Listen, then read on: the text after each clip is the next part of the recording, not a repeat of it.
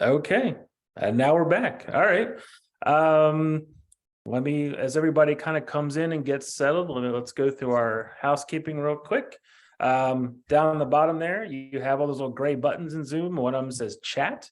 If you like to chat amongst yourselves, if you have a technical issue, just any comments you want to make in general, they can go in there.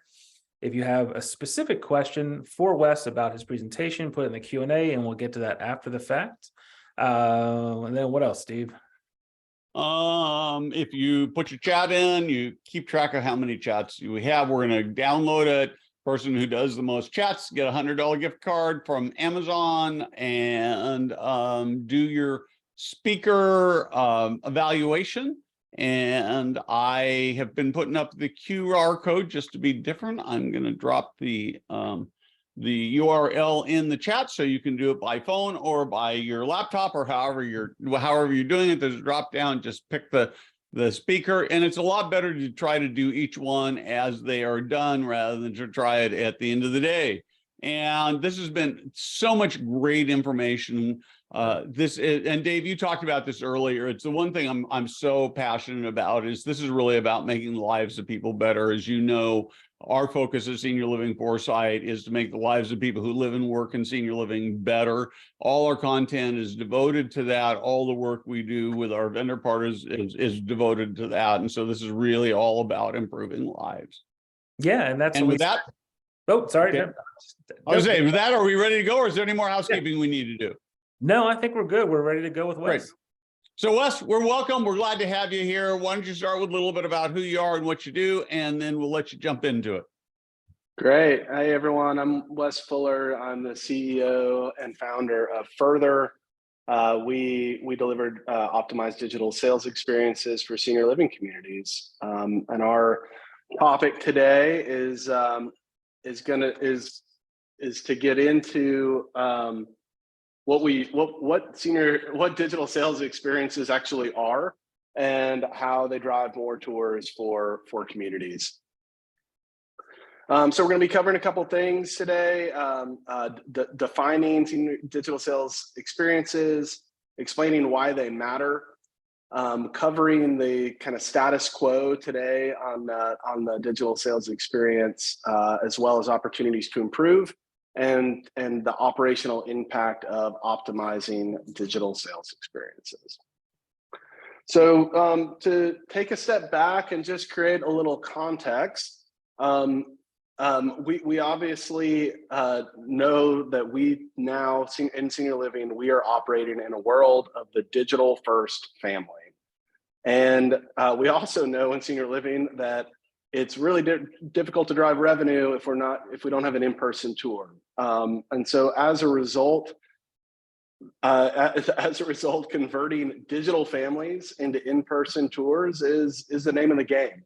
And we know that optimized digital experiences increase conversion rates and therefore drive more revenue. So, when we say digital experiences, what do we mean? So this is kind of one of those things it's a little more, it's something you feel more than see, I think. These are kind of those magic moments in an app or online when you as a consumer are getting exactly what you want when you want it. And at the same time, the business you're interacting with is receiving value. So we as consumers are living with it, with great digital experiences all the time. When you use your Apple phone, when you pick a show you're going to watch on Netflix, when you buy something on Amazon, when you book a car with Uber. These are clickable, well-designed, seamless digital interactions that enable the consumer to advance and drive toward a transaction.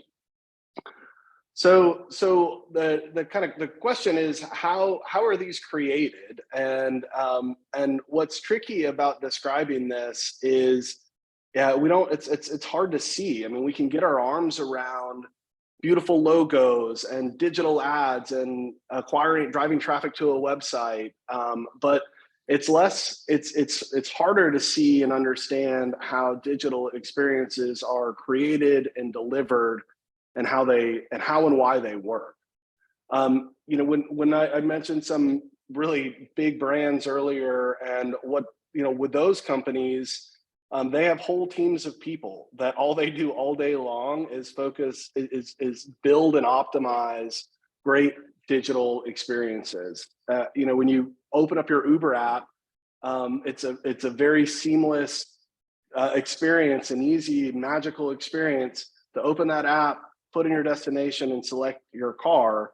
But in reality, behind the scenes, there are hundreds and hundreds of people working to build and optimize that, and millions of dollars that have gone into creating that, into removing friction and creating kind of that magical digital moment. So as consumers, we all kind of know what it feels like, and businesses, large businesses, have invested heavily into building and providing digital sales experiences, and it's worked. A lot of big businesses have been built through the power of delivering great digital sales experiences. So, what that means for us in senior living is that the consumers we are interacting with have extremely high expectations when it comes to their digital experiences. They are used. We as consumers and our consumers in senior living are consumers of their digital consumers at large. They are used to have their experiences built by huge companies with huge tech teams and huge budgets. In senior living, though, we don't have Uber budgets, and while Uber can invest heavily in an optimized digital experience to get a user to drive a transaction with a user, in senior living, we historically have been having to use the resources. Since we don't have Uber budgets, we've been using the resources we do have, which are the in-person sales directors. And what kind of we've done in reality is we've taken a digital consumer who is used to interacting with technology, and because of resource constraints, we forced them to interact with a human instead of interacting with technology when they're expecting to. And so for a prospect, for a consumer, this creates a pretty jarring experience. Your $10 Uber ride is seamless and magical to book, but your $100,000 senior living decision has a lot of friction. It's hard to get the information you want when you want it. You often are forced in a position where you have to wait for somebody else to do something so that you can advance in your buyer journey. A lot of times your only option is name, email, phone into a contact form, or to call and leave a message. And so this, for a consumer with those high digital expectations, and who's about to spend a lot of money, this is a huge purchase decision. This is leaving a bit to be desired. We've also, in kind of jamming the salesperson into this kind of role that in a lot of other companies would be handled with technology, we've also created a difficult dynamic for the salesperson. I know everyone is experiencing this, where their sales teams are spending more and more time chasing down, name, email, phone, contact form, leads, instead of talking to and touring qualified families. So our status quo right now in senior living is one where we have a lot of lost leads because of the kind of first impression that the family is receiving and the expectations not being met. And we have a lot of wasted time on the sales side. And the combination of those two, as everybody knows, is low digital conversion rates. So the good news is there are a lot of opportunities to improve this dynamic, and it's our belief that digital sales experiences are kind of the critical path forward for the industry. So we, from our perspective, we think about what a great digital experience should look like. So for a family, how do we make this feel a little more like using your Uber app or finding a show on Netflix? For the family, we want to create, we think a great digital experience means it's self-directed. The family can get the information they want when they want it. They can advance themselves at their own pace. And we can create a really great user experience and a great first impression for our digital consumers that have really high digital expectations. On the sales side, we want to reduce the number of bad leads that they're chasing and increase the percentage of time that they're spending talking to and touring qualified families. So to us, it seems clear that digital sales experiences have the qualities that can deliver this desired state for the industry. But as we discussed, as I mentioned earlier, it's easier said than done. There's a lot of investment and know-how and capabilities that goes into that provide the building blocks for high quality digital sales experience. So the way we like to think about it further is we've got several pillars that are sort of prerequisites for delivering a high quality digital sales experience. The first is we've got to be able to deliver a great experience for the prospect. We have to be able to create some digital magic for the prospect. It's got to be a 24/7 experience. It has to be omni-channel. It has to be two-way, which is to say, if they ask a question, they get an answer. If they want to schedule a tour, they can do that. It's got to be mobile first. Everyone knows that everything's going mobile. Over 50% of sessions are on mobile now. It's got to be asynchronous. You can't force the prospect to always be waiting for the sales team in order for the prospect to do their research. It's got to be high quality, and it's got to be on brand. Again, this is a really big purchase, and we've got really high expectations. So we've got to be able to deliver that great first impression through a high quality digital experience. So that's pillar one. Pillar two, we have to be able to qualify. We have to be able to differentiate between who the users are. The name, email, phone paradigm for the sales teams, I think, is kind of untenable and has reached a breaking point.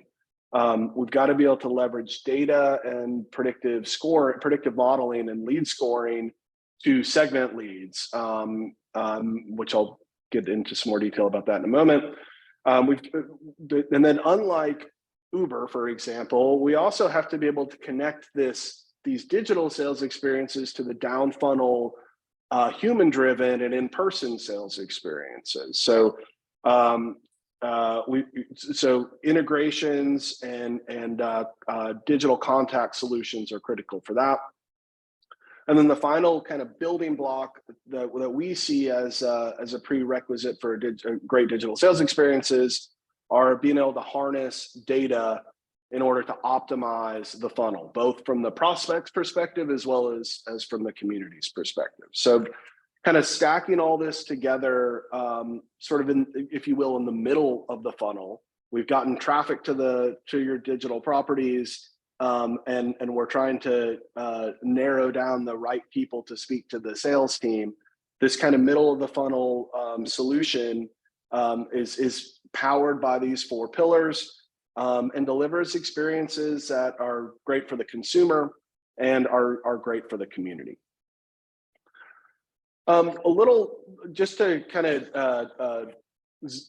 of drill down into a couple of these segments and to explain in a little more detail why they matter and how they work.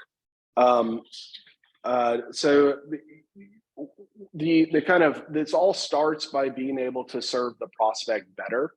And in order to do that, we have to be everywhere the prospect is. So I mentioned omni-channel earlier. Your prospect can end up their first impression of your community can come a lot of different ways for a prospect. It can come on your website, it can come on a social profile, Facebook or Google business profile. It can come from the first phone call they place into the community. we've even been working on digital experiences that start with a direct mail piece, which is kind of an interesting concept. But you get a direct mail piece, and what's the next thing you're going to do? You're going to go to the URL or QR code on that mailer. So you have to be able to serve, you have to be able to provide these great digital sales experiences everywhere in order to capture your buyers where they're going to be. It has to be 24/7. At 8 p.m. when the community is closed, if a prospect is looking at a community trying to figure out, do they accept pets? Is it non-smoking? Do they have kosher meals? They need to be able to do that in real time and not have to wait till tomorrow or the next day when someone's going to get back to them. So obviously, if we can serve the prospect better at the traffic you already have, your existing digital traffic, if we can serve them better digitally, we're going to increase conversion rates.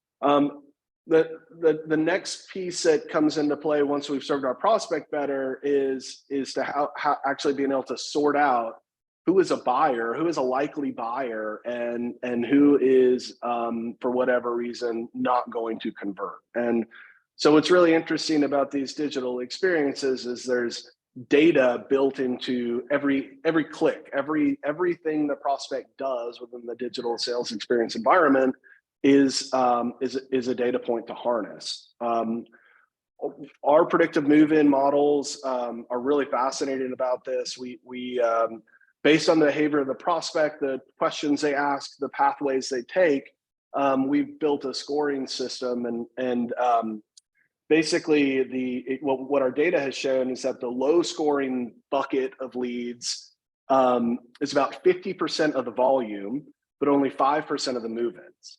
And the highest scoring bucket of leads is about 20% of the volume. It's only 20% of the volume, but it's 75% of the move-ins.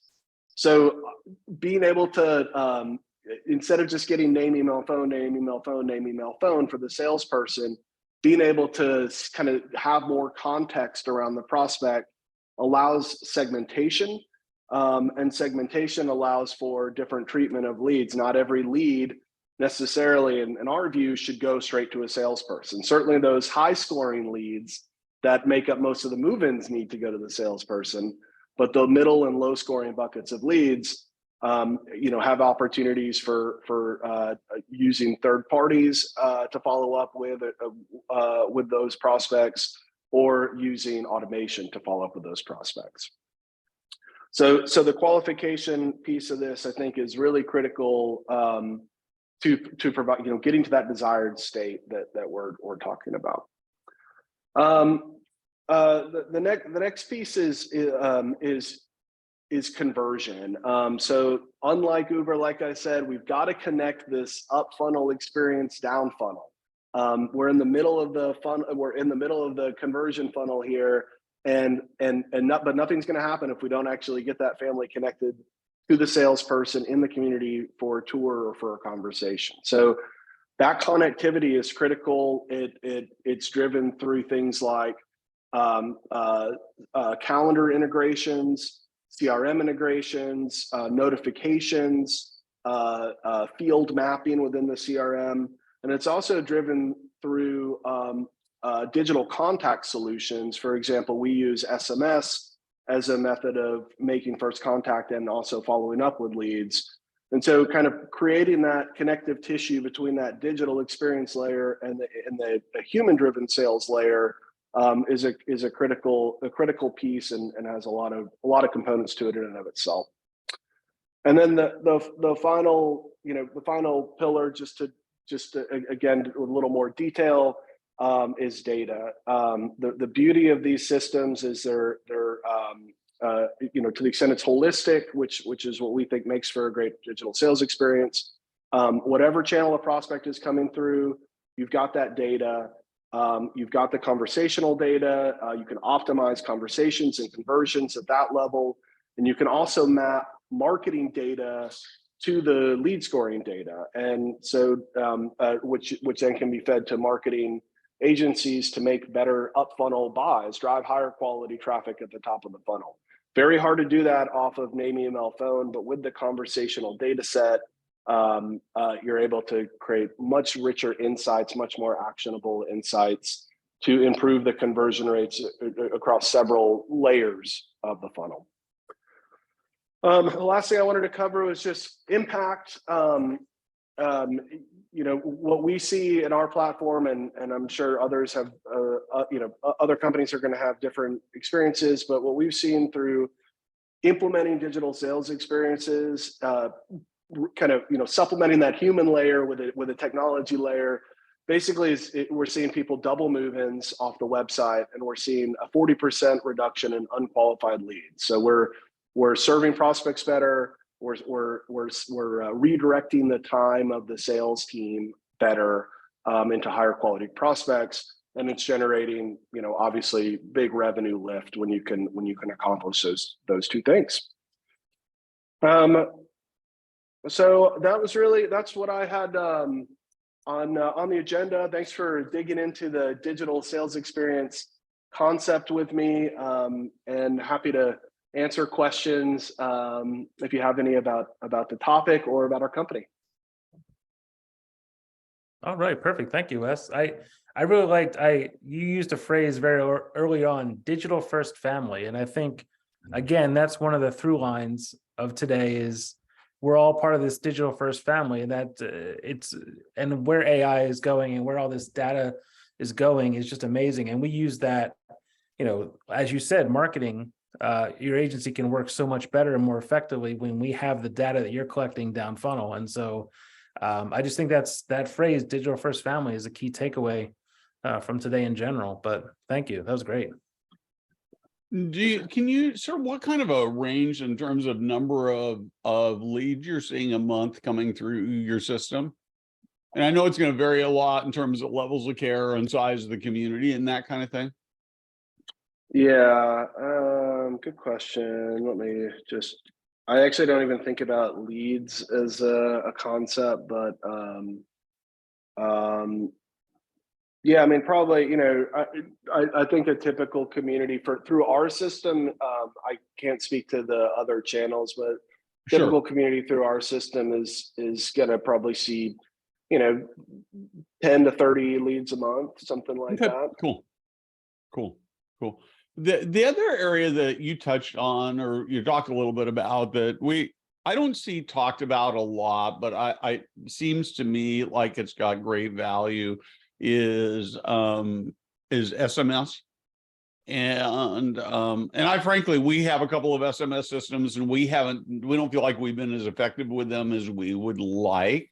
But I do think that it just feels like, I mean, I don't know what it's like for you, but when I go to my dentist or a doctor, right, I get 28 notices and they get annoying, but wouldn't it be nice if you actually got friendly stuff for SMS? Yeah, I've actually been really shocked at how happy prospects are to receive follow-ups. And it's sometimes it feels like we're always chasing the prospect, and therefore there's this sense of that maybe the prospect doesn't want to be chased, and that we're like hassling them. But and that's the way it feels when you call and call and call, and it goes to voicemail and voicemail and voicemail. But when you see the responses back from SMS, which is a much easier form of communication, right? Like you don't have to be there and answer. Like my phone rang 3 times while I was giving that presentation. But if someone had sent me a text, I now have it. I can respond to it on my own time, and we can have a conversation. I'm going to stop for just a second. I apologize. This is my bad. I'm going to come back to you. Somebody's asked, what is SMS? I know what the three of us know what SMS is, but it's not a common thing. It is text messaging. That's exactly right.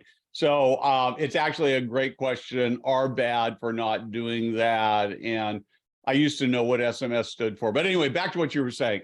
Wes, I'm sorry. Oh, yeah. Well, thank you for asking that question. It takes a brave person to ask a question like that. So thank you very much for asking that. I'm sure a lot of other people were thinking the same thing.